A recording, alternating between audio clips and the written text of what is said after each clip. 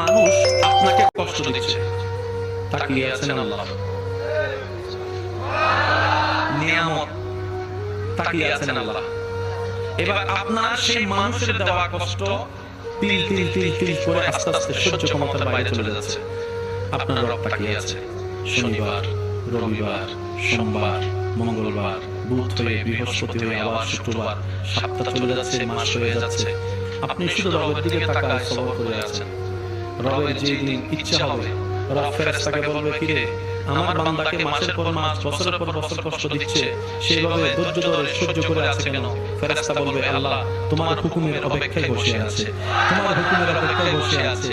সে তোমাকে সন্তুষ্টি করার জন্য মুখ থাকার পরও গালির পরিবর্তে গালি দিচ্ছে না। আল্লাহ সে তোমাকে রাজি করার জন্য মার পরিবর্তে মার দিচ্ছে না। সে দুনিয়ার মানুষ সৃষ্টি তাকে কষ্ট দিচ্ছে, সে তোমার সৃষ্টিকে ভালোবাসা দিয়ে যাচ্ছে, মায়া দিয়ে যাচ্ছে, সেবা দিয়ে যাচ্ছে।